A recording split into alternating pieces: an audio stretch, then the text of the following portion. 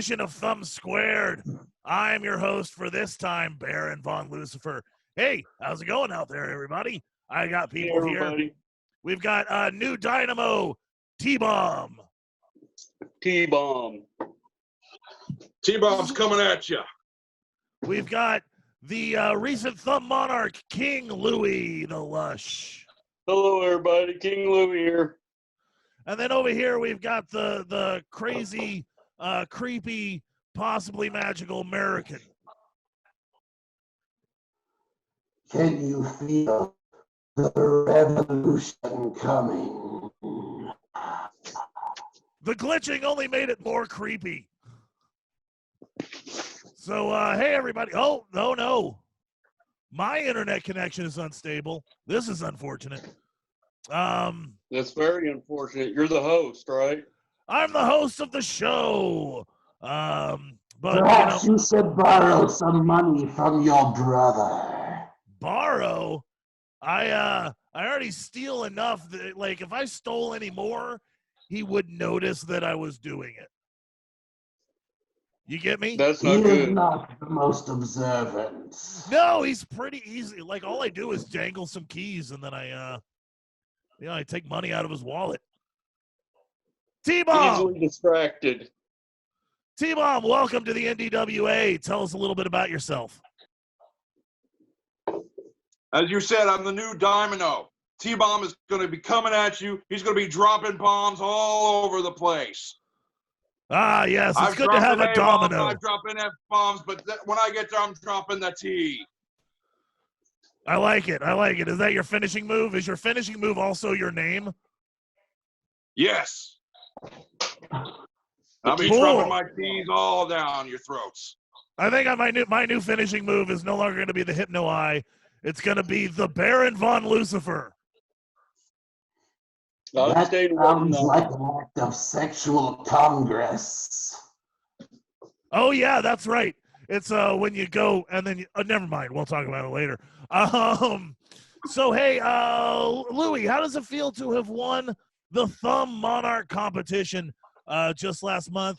Your coronation was put on hold by the recent quarantine stuff, but we're going to get to it, I promise. What are your feelings? How do you feel about getting the coveted crown? How do I feel? I am the monarch, the ruler of the NDWA. What? That's not how this works. It is the greatest feeling ever. Hold on, that's not. No, that just means you're a good thumb wrestler. That's all it means. No, I got a crown, man. Do you have a crown? No, I've got the deed to the NDWA. I also do not have a crown. Then I think the more appropriate question, Baron, is not how do you feel about winning the Thumb Monarch so much as it is how do you feel about having stolen the Thumb Monarch crown from someone who was weakened by a blindsiding challenge for the Eddie Teddy's 24/7 belt just before our match. Yeah, Louie, how about that thing he said? You know, I feel pretty good about it. I'm the king, man. I'm the monarch. The liege, if you will. Louie the liege. T-Bomb, you're an outsider on this. What do you think about the Thumb Monarch tournament? And did you even watch it? No, I didn't, but I'll tell you what. It doesn't matter who's the monarch. When T-Bomb gets down there, he's going to be rocking the T's all over the place. All right, Murican, it's time for you to say something creepy. Something creepy. No. Good night, Gracie. All right. Good night. Louie the Lush. Yes. So how's your relation? So you've got like a weird little triage going with your partner in crime in the TWO, Tad Bagler, and your Parasat's girlfriend, Ultima Fandango. Well, you know, it's a pretty cool thing. You know, me and Tad, we've been, you know, FaceTiming, maybe gonna write a song or something. That's my bud, my best friend. And, you know, me and Fandango, well, you know. So you and Tad Bagler are writing a song. Hold on, let me put this in the book of canon. Hold on here. Book of canon. Writing song, TWO. Underline. All right. Murican, what do you think about the song that the TWO are going to be writing? There are many songs that the Thumb World Order could sing, but the one they should rehearse is their own funeral dirge, as they will soon be buried under the dirt and the weight of their sins. T-Bomb! The song TWO are going to be recording. Let me ask T-Bomb don't care about no songs. T-Bomb only cares about dropping T's. Cool. All right. I laughed because I thought about... Could you drop a T and give us an example of this thing upon which you so frequently refer? Yes, what is a T that you're going to be dropping? Is it? Yeah, We're what dropping does that mean? thumbs. Thumbs. That should have been obvious. I did not get... I don't know why I didn't get that right away. Yeah, me either. Well, anyway, Workshop hey, T-Bomb. So the TWO, they're going to be recording a song a little later, and I've got two questions for you. Number one, how much money do you think the Kickstarter for putting that on vinyl is going to make? And two, how can you make this about yourself? I'd say it's going to take dozens and dozens of T-dollars from the T-Bomb. T-dollars? Is that a thing? That's like Disney bucks. It's only good in T-Bomb land. That's what T-Bomb's bringing to the table. Oh, by the way, I forgot to tell you, T-Bomb owns a one amusement park called T-Bomb Land. No. Have you ever been? He would have got away with it too if it wasn't for us meddling kids. Yeah, he's always. That's how I got him.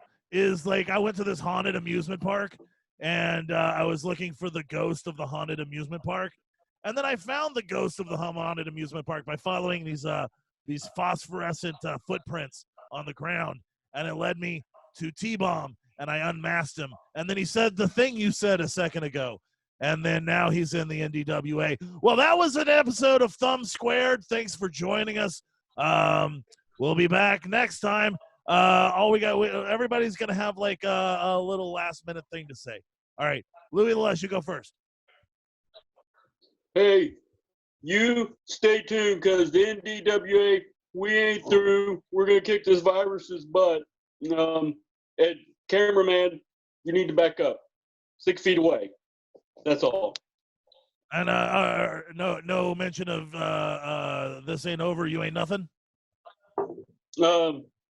This ain't over.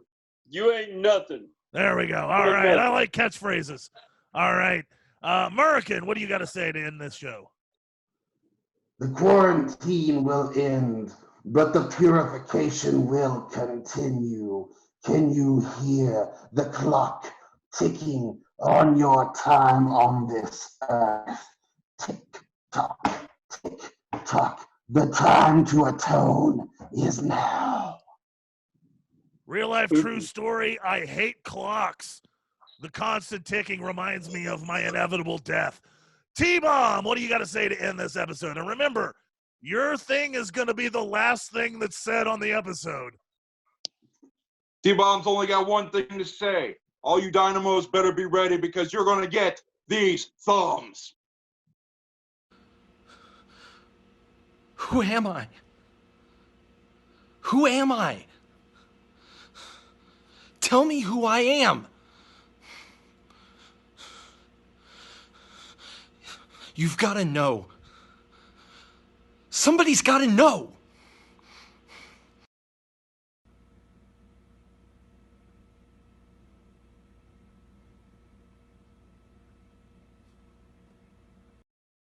Welcome to more Thumb Squared. I'm Baron von Lucifer, evil commissioner of the NDWA. And over here we have Cake Mania, recently Hello, acquired. Cake Mania fans. Hello, Cake Mania. And down here, we have Dr. Zed Vectorson. Dr. Zed Vector. Yes. Very good to be on the show today. I haven't been able to thanks make for a whole lot of them, but here I am let's now. all talk over each other real quick. What? Anyways, what are we doing? Yeah, Don't let you me know, go one through. of the things about amphoteric species and chemistry. No, I guess we All stopped. right. That was my talking over voice, honey. It's different from this one. I like it. So let me tell you something. Cake Mania, we're glad to have you in the NDWA. Recently acquired from the WCW. Your first appearance was, of course, the Thumb Monarch tournament. Yes, honey, that was very exciting to come over from WTW. You are acquiring so much new talent, so much you don't even know. We're going to bake wild in NDWA. Thumb Monarch tournament was a bit of a wash for Cake Mania, but I'm on the rebound. I will be baking wild. Before you know it, everybody will be saying, Cake Mania, Cake Mania. Well, during the Thumb Monarch tournament, you did try to cheat, of course. Brand Floston threw some powder in the eyes of my brother. Hey, look, I'm not accusing you of anything. I'm applauding you for your cheating styles. I like the old powder in the eye. That's a classic. We're all evil here, right? Yeah, more or less. I do what I have to do to win, honey. That's the difference between being evil and being, not being short-sighted when it comes to winning your match, honey. And I did not cheat. Brand Floston cheated, and he is British, so what can you expect? That's a good I point. don't know. I guess I'm kind of evil. I mean, I had a Skeletron once, take a ice cream cone from a little kid. It was so delicious. So, I can't really, run away from morality at this point. Dr. Zed Vector, have you ever taken the Voight Kampf test? What's the Voight Kampf test? I don't think I've heard of it. Blade Runner? Blade Runner. I've never actually seen that movie. Everyone's like, oh. You're walking through the desert and you see a tortoise on its back. What do you do? Make turtle soup. I'm sorry, the correct answer is what's a tortoise? All right, anyway, let's move on. Dr. Zed Vector, you've lost control of the Skeletrons. You no longer are the king of the Skeletrons. Ultima Fandango as the Skeletrons. She is the Skeletron queen. How do you feel about this? Well, I don't honestly feel great. I really thought that I programmed them to be a little bit more loyal than that. She won them with pizza. I know, like with pizza, I went through all this effort, trying to learn, controlling, dominating psychology, and programming all these things in there, and it was pizza that got them. And Wait a second. Let me ask you a question. Now, I noticed you had 4 Skeletrons, and I noticed that they do know ninja stuff. More or less. They've been able to steal belts from people. One of them is named Leonardo. One of them is named Donatello. Yes. And one of them is named Raphael. I don't know what the other name is. Did you program them as Ninja Turtles? Wait a minute, hold on, honey. He did say he was going to make turtle soup, too. That is a shredder line. Yep, are you a shredder? I mean, ultimately, really the Skeletrons weren't even the first or the last, machines that I've made.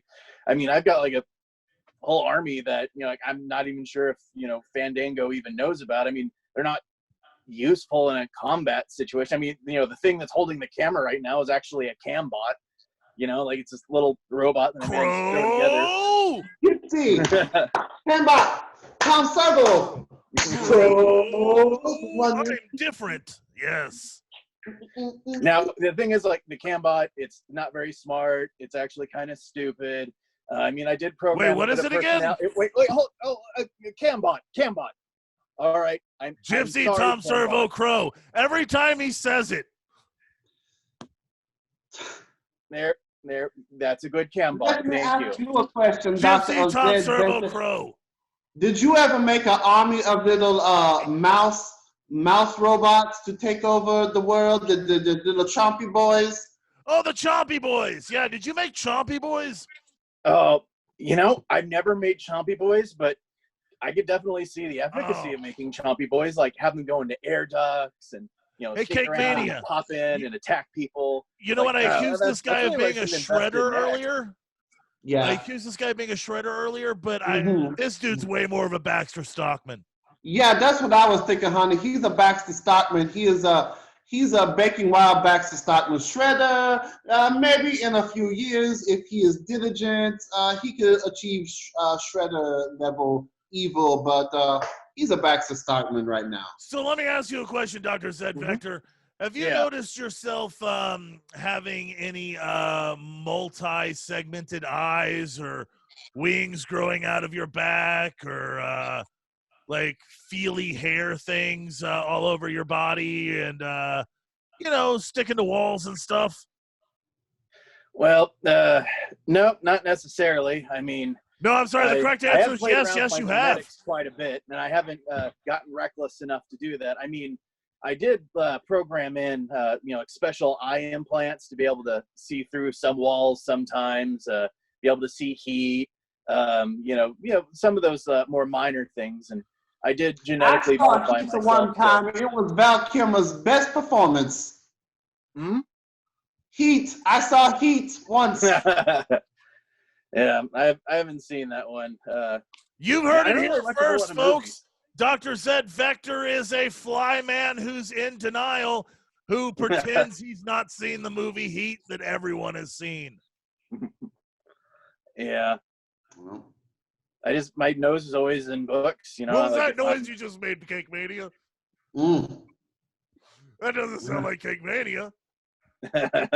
Oh, that's my grunting voice, honey. It's a little bit different. I talk like this, and when I grunt, I go, Oh. It's a regional dialect, honey, from the part of Brazil where I come from. We do things a little bit differently with our voices. It's like tongue and throat singing, but it's not so traditional. It's very like, in the moment, you might sound like Cake Mania and be Baking Wild, and sometimes when you forget, you just be. Yeah, I mean, honestly, like that kind of sounds like it's you might be actually pretty wicked at beatboxing. Do you ever do any beatboxing? No, honey, I have a DJ. Okay, I don't need to beatbox. I am not the poor MC. I sometimes do some beatboxing if anybody wants to lay down some tracks. A boom, a snick, a boom, boom, a snick, a boom, a snick, a boom, boom, a snick, a boom. Well, I'm Cake Mania, and I'm here to say I love to bake in a really wild way. I get in the kitchen and make some cakes, and when you eat them, it's not very fake. You say, "This tastes great, Cake Mania." I say, "I know, because I'm Cake Mania." Boom, snick, boom, boom, snick, snick, bubble, bubble, bubble, bubble, bubble, bubble, bubble, bubble. Wee! Roll it back now. Wick, wick, wick, wick, wick. Nice. That was Dr. Zed wild. Vector, what would you say if I offered you a tasty piece of poop? Well, remembering that you are a fly. Well, I mean, I have tried that coffee from Indonesia, where it literally is made from cat poop. So I'm assuming that's something that that you would probably do. I mean, if it was delicious cat coffee poop, I may be really interested in it. Yeah. Dr. Zed Vector, Indonesia, that sounds like an Outdonesia, honey. Let me ask you a question, Dr. Zed Vector.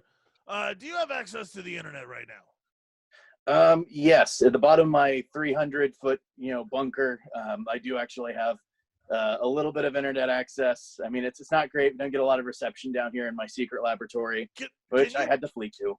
Can you take a second to type in Baxter Stockman into Wikipedia?